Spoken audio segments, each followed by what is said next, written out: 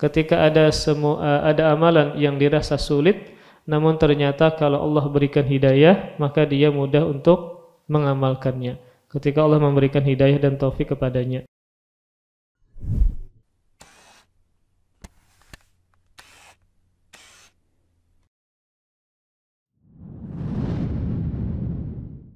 Assalamualaikum warahmatullahi wabarakatuh. Innal hamdalillah nahmaduhu wa nasta'inuhu wa nastaghfiruh wa na'udzu billahi min shururi anfusina wa min sayyiati a'malina. May yahdihillahu fala mudilla lahu wa may yudlil fala hadiya lahu. Wa asyhadu an la ilaha illallah wahdahu la syarika lahu wa asyhadu anna Muhammadan abduhu wa rasuluhu la nabiyya ba'dah. Qala Allah Ta'ala fil Qur'anil Karim, ya ayyuhalladzina amanu taqullaha haqqa tuqatih wa la tamutunna illa wa antum muslimun. Ya ayyuhan nasu taqu rabbakum alladzi khalaqakum min nafsin wahidah wa khalaqa minha zawjaha wa batha minhuma rijalan katsiran wa nisaa'a wattaqullaha alladzi tasaaluna bihi wal arham innallaha kana 'alaikum raqiba. Ya ayyuhalladzina amanu taqullaha wa qulu qawlan sadida yuslih lakum a'malakum wa yaghfir lakum dhunubakum wa may yuti'illaha wa rasulahu faqad faza fawzan 'azima. Amma ba'du, fa inna asdaqal hadithi kitabullah wa khairal hadi hadi Muhammadin sallallahu alaihi wa alihi wasallam wa syarrul umuri muhdatsatuha fa inna kulla muhdatsatin bid'ah wa kulla bid'atin dhalalah wa kulla dhalalatin finnar. Alhamdulillah, kita senantiasa bersyukur kepada Allah Subhanahu wa taala. Pada subuh ini kita masih dimudahkan dalam beribadah kepada Allah, melakukan ketaatan kepada Allah Subhanahu wa taala. Dan ibadah yang paling agung yang harus senantiasa kita kerjakan adalah belajar menuntut ilmu agama agar kita bisa beribadah kepada Allah dengan cara benar, agar kita mengetahui yang mana yang baik, yang mana yang buruk, yang mana yang sunnah, yang mana yang bid'ah, mana yang halal dan mana yang haram. Maka semua itu bisa kita ketahui dengan belajar, dengan menuntut ilmu agama.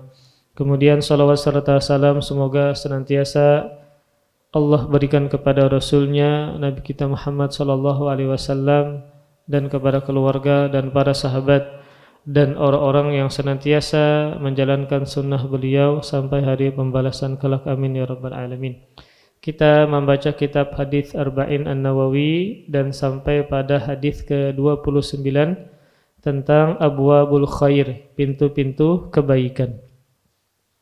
An Mu'adz bin Jabal radhiyallahu taala anhu qala qultu ya Rasulullah akhbirni bi amalin yudkhilunil jannah wa yubaiduni 'anil nar. Dari sahabat Mu'adz bin Jabal radhiyallahu taala anhu, beliau berkata, saya berkata kepada Rasulullah sallallahu alaihi wasallam, kabarkan kepadaku dengan sebuah amalan yang memasukkanku ke surga dan menjauhkanku dari neraka. Qala, maka Nabi menjawab, laqad sa'alta an azimin, sungguh engkau bertanya tentang suatu perkara yang besar. Ini berkaitan dengan masuk surga dan dijauhkan dari neraka. Ini kan perkara yang besar. Wa innahu layasirun ala man yassarallahu alaihi, dan sungguh itu mudah. Jadi amalan ini mudah, yang bisa memasukkan ke dalam surga dan menjauhkan ke neraka, itu mudah bagi orang yang Allah mudahkan. Bagi yang Allah mudahkan. Ini menunjukkan pentingnya taufik dari Allah Subhanahu wa taala. Ketika ada amalan yang dirasa sulit, namun ternyata kalau Allah berikan hidayah, maka dia mudah untuk mengamalkannya. Ketika Allah memberikan hidayah dan taufik kepadanya.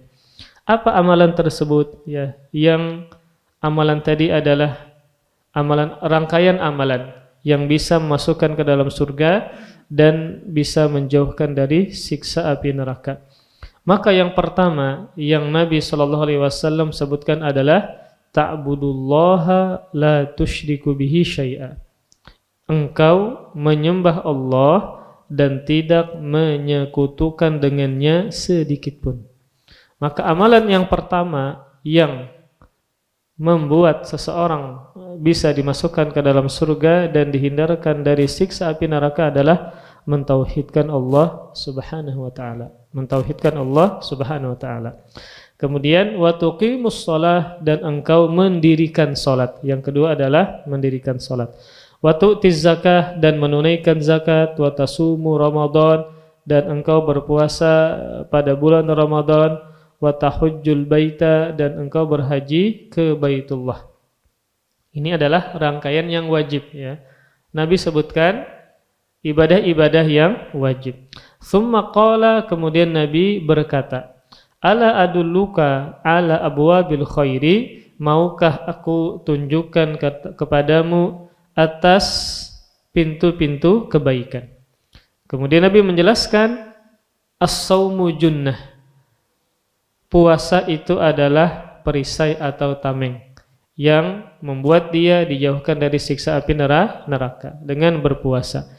Kemudian was-sadaqatu tudfi'ul khati'ah, dan sedekah memadamkan kesalahan, menghilangkan atau menghapuskan kesalahan.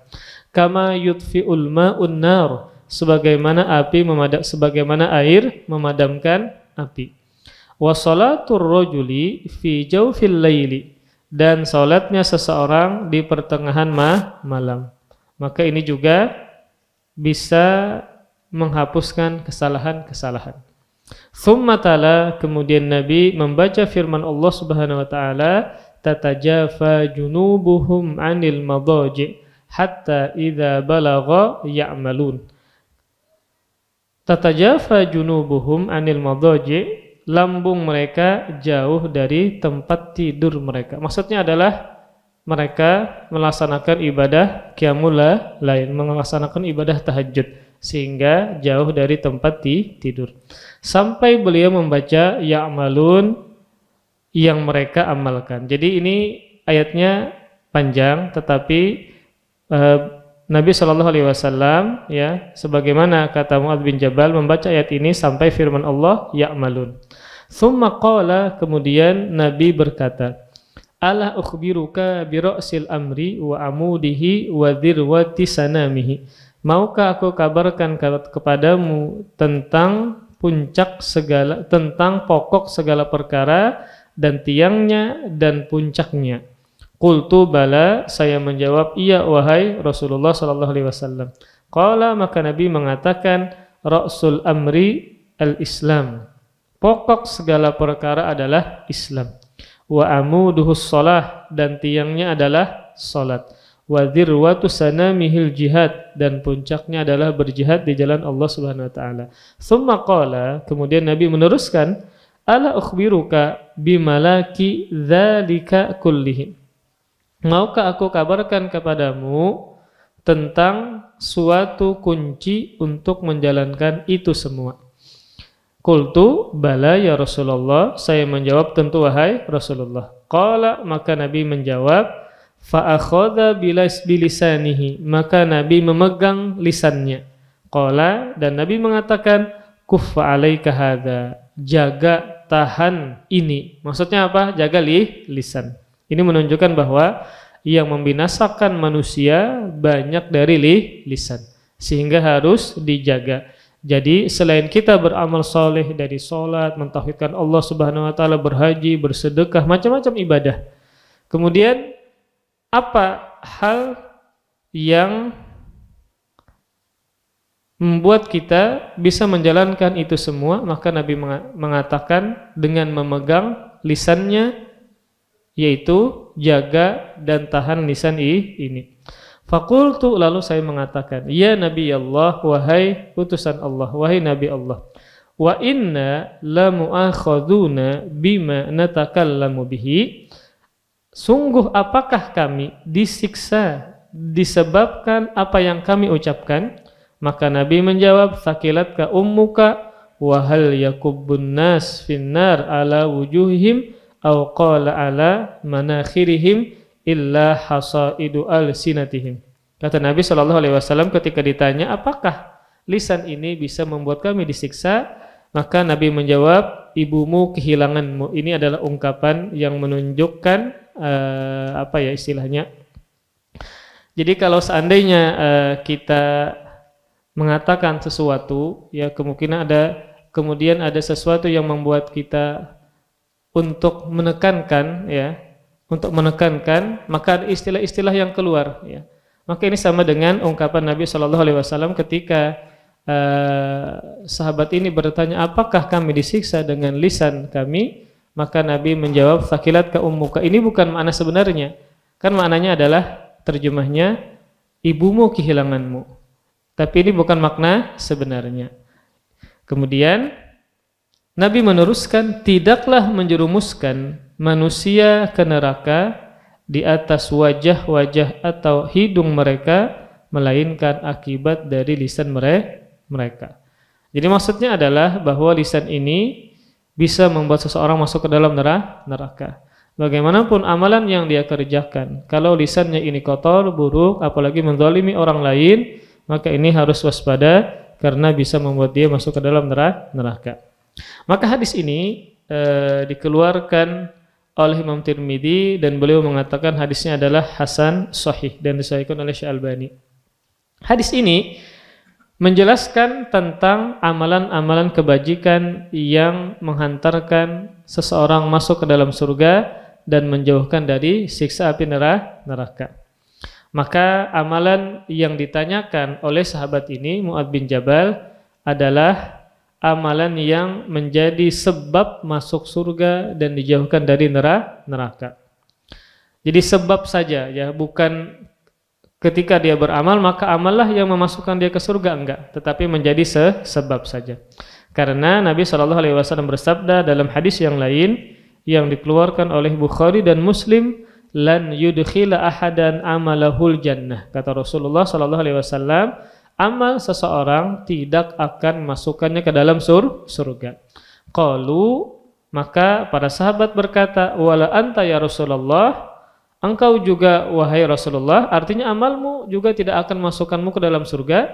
Maka Nabi menjawab, la wala ana. Kata Nabi, aku pun tidak. Artinya amal kalian dan amalku tidak bisa masukkan ke dalam surga. Dengan apa kita bisa masuk surga? Illa an yataghammadani Allah bifadlin wa rahmah. Akan tetapi Allah Subhanahu wa taala meliputiku dengan rahmatnya, dengan karunia dan rahmatnya. Maksudnya adalah kita masuk surga karena rahmat Allah Subhanahu wa taala. Nah, cara mendapatkan rahmat Allah adalah dengan beramal soleh.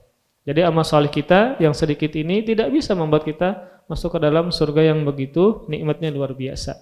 Tetapi dengan rahmat Allah Subhanahu wa taala kita bisa masuk surga dan mendapatkan rahmat Allah, karunia Allah dengan mengerjakan perintah Allah dan meninggalkan yang dilarang Allah Subhanahu wa taala. Kemudian intinya adalah amal soleh tidak bisa dijadikan untuk membayar surga.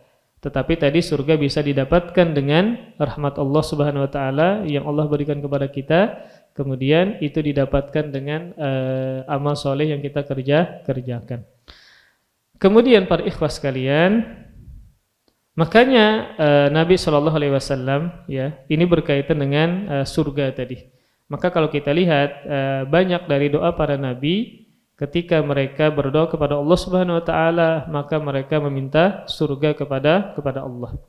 Di dalam Al-Qur'an di antara doa Nabi Ibrahim adalah waj'alni min warasati jannatin na'im. Surah Asy-Syura ayat 85. Kata Allah Subhanahu wa taala, dan jadikanlah aku termasuk pewaris surga yang penuh dengan kenikmatan.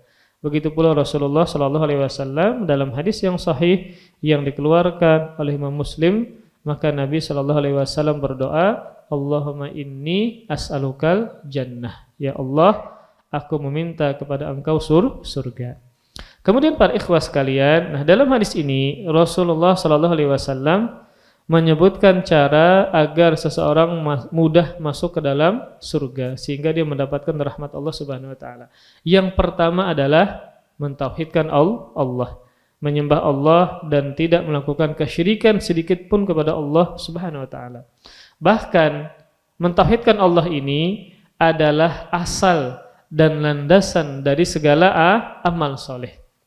Adalah asal dan landasan bagi seluruh amal soleh yang kita kerjakan. Kalau seandainya seseorang beribadah kepada Allah tapi melakukan kesyirikan kepada Allah, apakah ibadah tersebut menjadi bernilai? Maka jawabannya tidak. Apakah amal tersebut Allah berikan pahala? Maka jawabannya dikasih pahala memang, tetapi setelahnya ketika dia melakukan kesyirikan, maka semua amal ibadahnya menjadi lenyap dan hilang karena melakukan kesyirikan kepada Allah Subhanahu wa taala.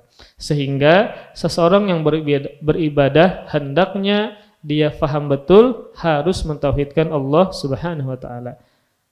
Kemudian setelahnya, maka saking pentingnya mentauhidkan Allah Subhanahu wa taala ini, artinya kita beribadah kepada Allah dan tidak melakukan kesyirikan kepada Allah Subhanahu wa taala. Saking pentingnya dia, maka para rasul ketika diutus oleh Allah Subhanahu wa taala, pasti yang pertama kali yang mereka dakwahkan adalah agar umatnya beriman kepada Allah dan mentauhidkan Allah Subhanahu wa taala. Kemudian amalan yang kedua adalah iqamatus shalah, mendirikan salat. Nah, kata-kata iqamah, jadikan Nabi wa tuqimus shalah. Kata iqamah itu berbeda dengan kata yaf'alu. Yuqimu kan artinya mendirikan. Kalau yaf'alu kan mengerjakan, Bukan, jadi Nabi mengatakan bukan dengan kalimat wa taf'alus shalah, mengerjakan salat, tetapi dengan bahasa tuqimus shalah. Aqama yuqimu artinya adalah mendirikan. Maka makna aqama yuqimu itu lebih dalam daripada yaf'alu. Kalau aqama itu menjalankan dengan semestinya, menjalankan salat dengan semestinya. Artinya rukunnya dijaga, sunnahnya dijaga, khusyuknya dijaga. Kemudian ketika membaca Al-Quran difahami maknanya, Maka inilah yang dimaksud dengan kalimat iqamah yang disebutkan oleh Nabi. Wa tuqimus shalah, dan kamu mendirikan salat. Jadi benar-benar salat itu dikerjakan sebagaimana mestinya. Kemudian yang ketiga, membayar zakat. Kemudian yang keempat, berpuasa. Kemudian yang kelima adalah berhaji. Maka di sini Rasulullah Shallallahu Alaihi Wasallam menyebutkan bahwa rukun Islam yang dikerjakan dari mentauhidkan Allah atau mengucapkan dua kalimat syahadat tadi itu bisa memudahkan seseorang masuk ke dalam surganya Allah Subhanahu Wa Taala. Ini adalah perkara yang wajib. Mengucapkan dua kalimat syahadat dengan mengamalkan konsekuensinya, kemudian sholat, kemudian zakat, puasa dan haji. Maka ini adalah rukun Islam. Maka sebenarnya seseorang itu mudah masuk ke dalam surga walaupun dia hanya mengerjakan yang wajib saja. Dia sholat fardu, dia zakat. Saat ini ada nih, seandainya nih, kita berandai-andai, ada seseorang muslim yang hanya dia mengerjakan yang wajib saja. Yang wajib saja. Kalau seandainya dia mengerjakan yang wajib saja dengan syarat yang lain, meninggalkan yang diharamkan, itu sudah mampu membuat dia mendapatkan rahmat Allah Subhanahu wa taala dan mudah masuk ke dalam surga. Ketika dia yang wajib dikerjakan kemudian meninggalkan yang diharamkan. Apalagi dia mengerjakan dan menambah yang sunnah-sunnah. Kenapa sunnah-sunnah ini harus dikerjakan? Karena di antara manfaatnya adalah dia menambal kekurangan yang ada pada wajib yang kita kerjakan. Maka ketika kita mengerjakan sholat, banyak lalainya, banyak kurangnya, tidak khusyuk, memikirkan macam-macam ketika sholat. Maka ini disempurnakan dengan ibadah sunnah. Pian sholat qobliyahnya, pian sholat ba'diyahnya, sehingga apa? Yang kurang pada yang wajib ini ditambal dengan sunnah-sunnah yang kita kerjakan. Maka tentu kita mengerjakan yang sunnah juga. Kemudian, maka inilah rukun dari Islam, yang Nabi sebutkan dari mengucapkan dua kalimat syahadat, kemudian sampai berhaji. Inilah yang disebut dengan rukun Islam. Rukun itu artinya kan pondasi, artinya adalah pondasi, dasarnya, pokoknya. Maka jika pondasinya itu telah kuat dan kokoh, maka dia telah menghiasi, maka dia tinggal menghiasi bangunannya. Maka caranya bagaimana menghiasi bangunannya? Maka dengan mengerjakan yang sunnah. Jadi ini seakan-akan misalnya pian ingin membangun bangunan, maka ini pondasinya sudah bagus, sudah kuat, maka tinggal pian hiasi sehingga menjadi terlihat indah. Maka ketika bangunan sudah kuat, sudah kokoh, maka tinggal dihiasi. Hiasan inilah yang disebut dengan perkara-perkara yang sunnah. Nah, kemudian setelah itu, apa perkara-perkara yang Nabi sebutkan berkaitan dengan amalan-amalan sunnah? Di antaranya adalah yang paling penting, maka Nabi menjelaskan adalah puasa. Nabi sebutkan puasa adalah tameng.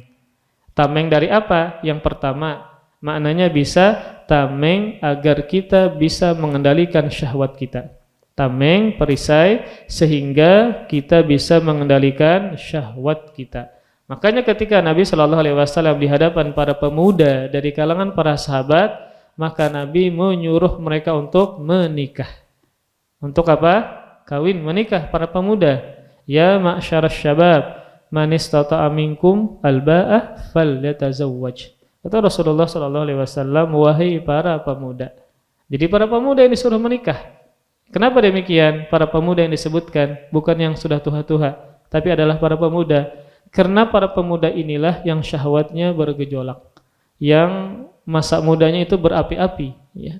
Yang mana sangat sulit terkadang untuk mengontrol lingkungan, kemudian berteman dengan siapa, macam-macam lah para pemuda ini. Maka Nabi suruh mereka untuk menikah. Wahai para pemuda, barang siapa di antara kalian yang memiliki kemampuan, maka hendaklah dia menikah. Kemampuan di sini adalah punya mahar dan bisa berhubungan badan. Maka menikahlah, kata Rasulullah sallallahu alaihi wasallam. Apa sebabnya? Kenapa menikah? Fa innahu aghaddu lil basar wa ahsan lil faraj. Karena dia lebih menundukkan pandangan dan lebih menjaga kemaluan. Jadi Nabi sebutkan pertama dulu fungsinya adalah menjaga pandangan. Karena syahwat itu muncul karena pandangan. Jadi pandangan dijaga, maka sehingga kemaluan juga lebih terjaga. Lebih menundukkan pandangan dan lebih menjaga kemaluan. Karena ada istri di rumah. Kalau seandainya pian begawi di luar, tiba-tiba syahwat naik, terlihat apakah ada pengaruhan di luar, ketika pulang kan ada istri, ya. Maka istri pianlah yang bisa, ya, mengendalikan syahwat pian. Maka dengan adanya istri tadi. Kemudian kalau tidak mampu untuk menikah, maka Nabi menyarankan apa? Berpuasa. Dengan berpuasa fa innahu lahu wija. Karena berpuasa itu adalah tameng atau perisai, sehingga dia bisa mengendalikan syahwatnya. Nah, kalau dia mengendalikan syahwatnya, maka dia terbebaskan dari siksa api neraka. Karena memang salah satu dari dua pintu yang paling besar yang menyebabkan manusia banyak masuk ke dalam neraka adalah karena faktor kemaluan. Kan Nabi ditanya, apa penyebabnya manusia yang paling banyak masuk ke dalam neraka? Yang pertama adalah lisan, yang kedua adalah kemaluan. Lisan dan kemaluan. Makanya ketika ada orang yang bisa menjaga dua-duanya, lisannya dia jaga, kemudian kemaluannya dia jaga, maka dalam Sahih Bukhari Nabi menyebutkan, saya jamin dia masuk surga. Saya apa? Jamin dia masuk surga. Man yadman li ma baina lihyaihi wa ma baina fakhidaihi adman lahul jannah. Kata Rasulullah sallallahu alaihi wasallam, barang siapa yang bisa menjamin untukku, dia menjaga apa yang ada di dua jenggotnya, maksudnya lisannya, dan dia menjaga apa yang ada di dua pahanya, maksudnya kemaluannya, saya jamin dia masuk surga. Makanya orang yang menikah, ya, Nabi katakan dia menyempurnakan setengah agamanya. Ini berkaitan dengan apa? Dengan satu pintu yang dia tutup yang bisa menghancurkan agamanya. Apa? Pintu syahwat, pintu kemaluan. Tinggal dia bertakwa kepada Allah dengan setengahnya. Apa setengahnya? Adalah dosa lewat apa? Lisan. Ya, maka ini para ikhwas sekalian, dengan berpuasa, puasa sunnah. Jadi misalnya kalau pian begawi, ternyata pian misalnya kada begawi hari Sabtu dan hari Ahad, bisa pian berpuasa. Ya. Kan dalam sebulan minimal 3 hari dalam berpuasa sunnah. Kemudian di sini Nabi mengatakan pintu-pintu kebaikan berupa amalan sunnah yang ini sangat bagus untuk diamalkan adalah berpuasa. Nabi mengatakan as-saumu junnah, puasa adalah perisai. Maka para ulama menyatakan bahwa puasa di sini adalah puasa sunnah. Karena puasa wajib, puasa Ramadan sudah disebutkan sebelumnya. Maka Nabi mengulang as-shaumu sunnah, maka maksudnya adalah kata para ulama yaitu puasa sunnah. Maka di sini Rasulullah Shallallahu Alaihi Wasallam menyebutkan bahwa puasa adalah perisai atau tameng. Perisai dari apa? Tameng dari apa? Dari keburukan di dunia dan di akhirat. Kalau di keburukan akhirat, kenapa keburukan akhirat? Maksudnya adalah dia masuk ke dalam neraka jahanam. Maka dari keburukan dunia, maka dia bisa mengontrol dan mengendalikan syahwatnya. Betapa banyak orang yang tidak bisa mengontrol syahwatnya, maka dia melakukan hal-hal yang di luar kendalinya, ya. Entah dengan bahasa memperkosa siapakah, tetangganya kah, bahkan di berita lebih sangar lagi, ya. Anaknya sendiri, ya, dia zinahi, ya, sehingga melahirkan 7 anak. Mungkin pengen membaca beritanya, subhanallah. Kuitan abah ternyata menghamili anaknya sendiri. Ini sudah di luar batas sudah ini, ketika ternyata yang dia zinahi adalah anaknya sendiri. Belum lagi nang perzinahan macam-macam, muda-mudi berpacaran, subhanallah, ya. Maka ini kenapa demikian? Karena tidak bisa mengendalikan syahwatnya. Kemudian amalan yang kedua setelah berpuasa adalah bersedekah. Bahkan Nabi sebutkan keutamaannya, was-shadaqatu tudfi'ul khati'ah kama yudfi'ul ma'un nar. Sedekah itu memadamkan dosa sebagaimana air memadamkan api. Maka di sini Rasulullah Shallallahu Alaihi Wasallam mengibaratkan dosa dengan sesuatu yang panas, yaitu api. Kan Nabi mengatakan sedekah itu memadamkan dosa sebagaimana air memadamkan api.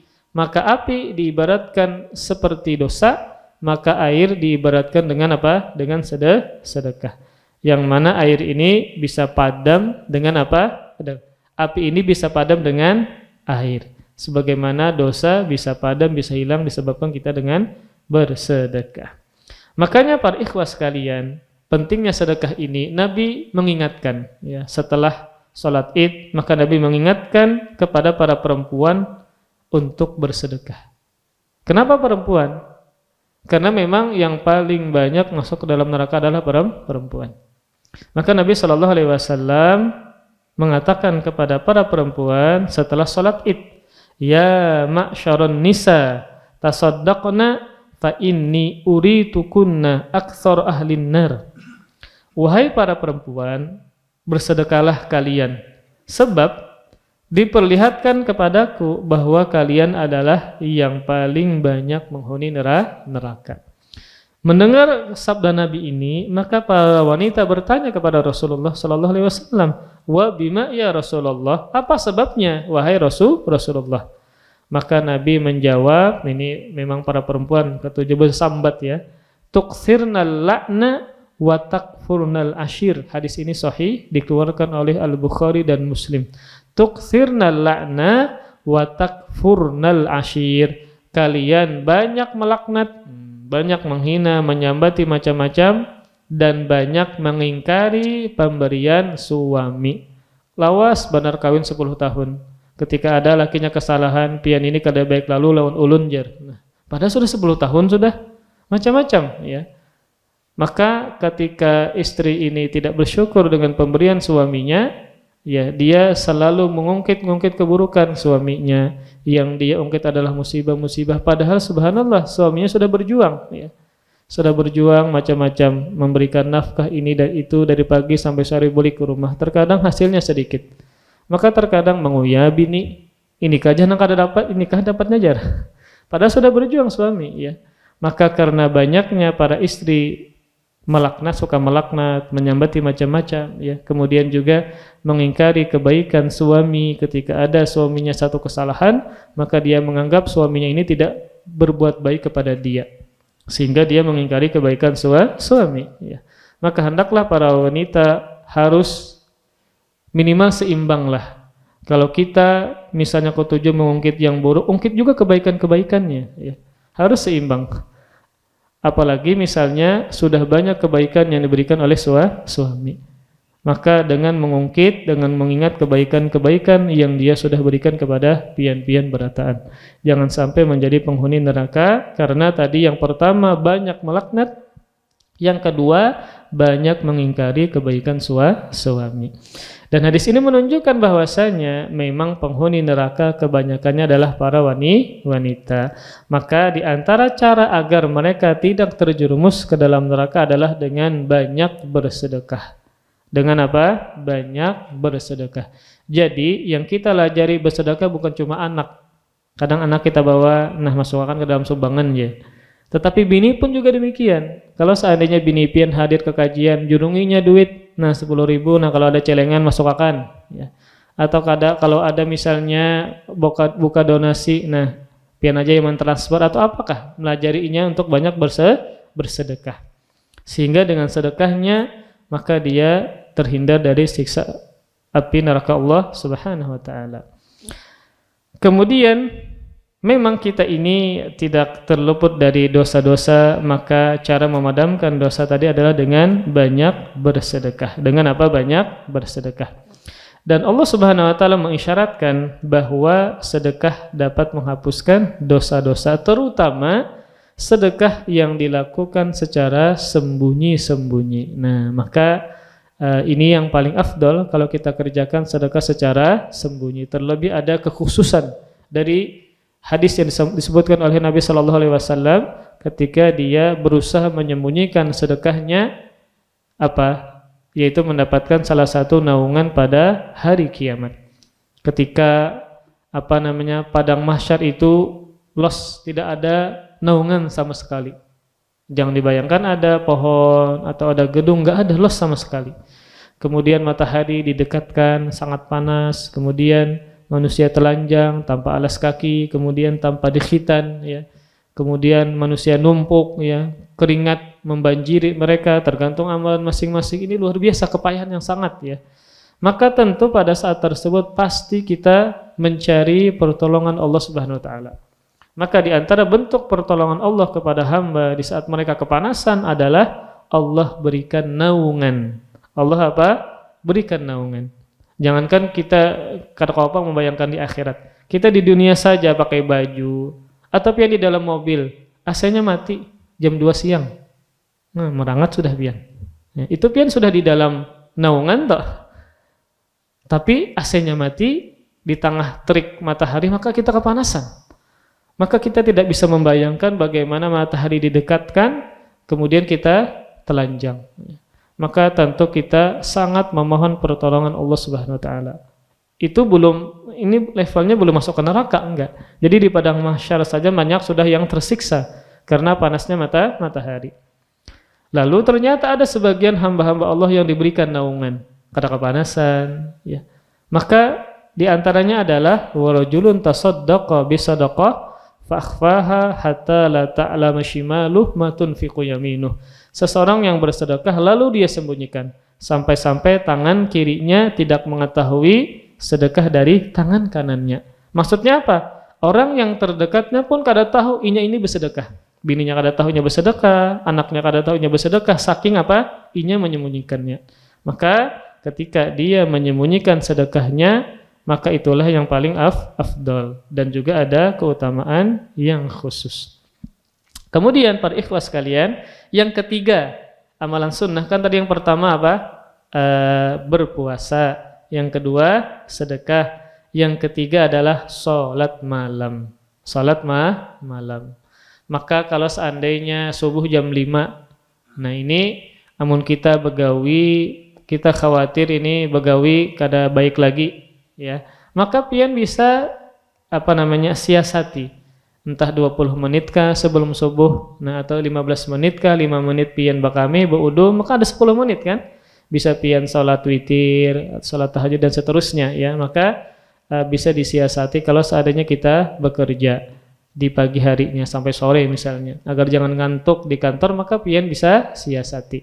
Setidaknya ada kebiasaan untuk sholat tahajud, dan ini adalah kebiasaan orang-orang soleh, sholat tahajud. Maka Allah Subhanahu wa taala berfirman, Ini yang Nabi baca ketika menjelaskan tentang seseorang sholat di malam hari. Maka Nabi SAW membaca di surah Al-Insan ya, As-Sajdah ayat 16 dan 17. Firman Allah Subhanahu wa taala, "Tatajafa junubuhum 'anil madaji' yad'una rabbahum khawfan wa tama'an wa mimma razaqnahum yunfiqun. Fala ta'lamu nafsum ma ukhfiya lahum min qurrati a'yun jazaa'an bima kanu ya'malun." Kata Allah Subhanahu wa taala, lambung mereka jauh dari tempat tidurnya. Maksudnya adalah mereka meninggalkan tempat tidur mereka untuk salat tahajud. Dan mereka selalu berdoa kepada Rabb-nya dengan penuh rasa takut dan harap. Nah, doa setelah tahajud itu lebih khusyuk biasanya, lebih khusyuk. Lebih mendatangkan rasa takut dan kekhawatiran ketika kita berdoa kepada Allah Subhanahu wa taala. Maka ini bisa diamalkan. Setelah pian salat maka pian berdoa kepada Allah Subhanahu wa taala. Bukankah Allah mencari hamba-hambanya di sepertiga malam terakhir, mana hamba-hambaku? Kalau dia meminta, saya berikan. Kalau mereka meminta ampun, maka saya ampuni. Maka termasuk waktu yang mustajab doa. Serta mereka menafkahkan apa-apa rizki yang kami berikan. Jadi ketika dia salat tahajud, kemudian berdoa, kemudian mereka menafkahkan apa-apa rizki yang kami berikan.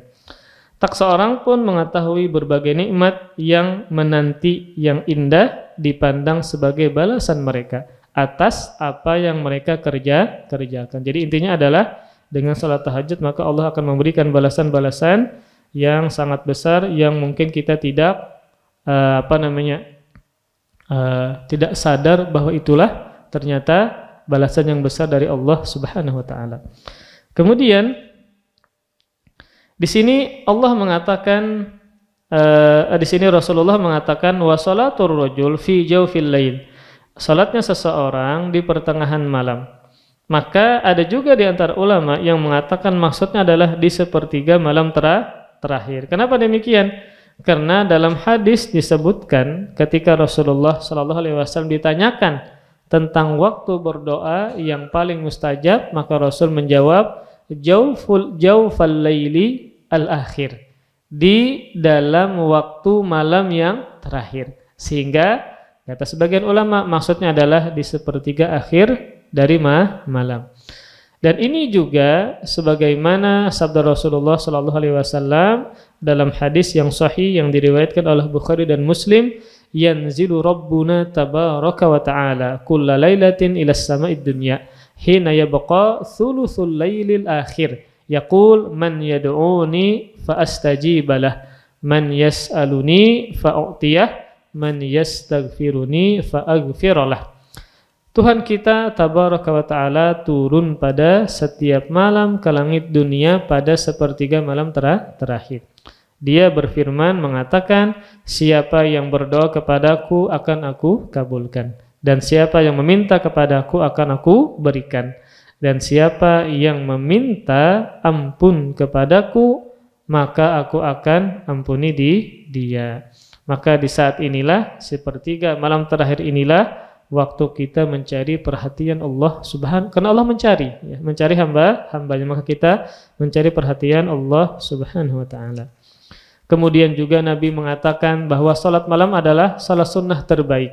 Salat malam adalah salat sunnah terbaik. Dalam hadis yang sahih yang dikeluarkan oleh Imam Muslim, afdalus salati ba'dal maktubah as-salatu fi jawfil lail. Salat yang paling afdal setelah salat wajib adalah salat di tengah malam. Kemudian juga sabda Nabi SAW dalam hadis yang dikeluarkan oleh Tirmidzi dan dihasankan oleh Syalbani, alaikum biqiyamil laili fa innahu da'bus sholihin qablakum. Hendaklah kalian mengerjakan salat malam, sesungguhnya salat malam itu adalah kebiasaan orang-orang soleh sebelum kalian. Nabi katakan orang-orang soleh. Nah, itu menunjukkan memang kesolehan itu maka menghantarkan kepada dia bisa salat malam atau dengan salat malam bisa menjadikan seseorang menjadi orang yang soleh.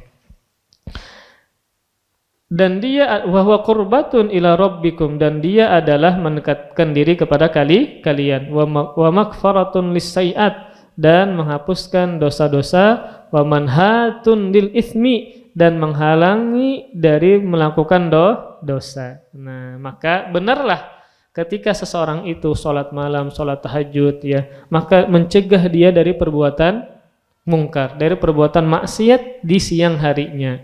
Maka ketika ada seseorang yang bermaksiat kepada Allah, apalagi menjadi kebiasaan dan dia sering mengulang-ulanginya, maka rutinkan sholat tahajud. Maka Nabi mengatakan wa manhatun lil itsm, dan dia menghalangi dari perbuatan dosa. Bisa jadi ada sebab yang enggak membuat dia enggak jadi melakukan perbuatan maksiat. Kenapa? Karena dia tadi malamnya sholat tahajud, ya. Maka kalau seandainya kita sulit untuk bangun jam 3, jam 4 tadi, maka bisa pian siasati 15 menit kah sebelumnya, atau 10 menit kah bekami 5 menit, maka ada waktu 5 menit, 3 rakaat witir itu bisa, ya. Kalau seandainya kita memulai ingin merutinkan, maka mulailah dengan yang ringan dulu. Kalau sudah bisa menambah, maka silakan tambah. Jadi intinya adalah semoga kita bisa mengistiqomahkan sholat tahajud. Karena tadi Nabi menyebutkan dia adalah taqarrub, mendekatkan diri kepada Allah, kemudian dia juga menghapuskan dosa-dosa, kemudian juga dia wa manhatun lil itsmi, dia menghalangi seseorang dari perbuatan dosa. Ya, semoga dengan dia salat tahajud maka dia bisa mengendalikan dirinya dari melakukan dosa di siang hari. Dengan apa? Dengan dia salat tahajud tadi. Kemudian selanjutnya Nabi mengatakan, ala ukhbiruka bi ra'sil amri wa amudihi wa dirwati sanamih. Maukah engkau aku jelaskan tentang pokok segala perkara dan tiang-tiangnya dan puncaknya? Maka tentu sahabat Mu'adz mengiyakan tawaran Nabi, maka Nabi menjelaskan ra'sul amril islamu wa amuduhus salatu wa dirwatu sanamihil jihad. Pokok segala perkara adalah Islam. Tiangnya adalah salat dan puncaknya adalah berjihad. Maka agama yang Allah ridhoi satu-satunya adalah cuma Islam saja, tidak ada selain Islam. Maka wajib untuk kita menjaga Islam dan ridho terhadap Islam. Maka seseorang hendaklah dia jangan malu ketika dia menyebutkan dia adalah seorang muslim.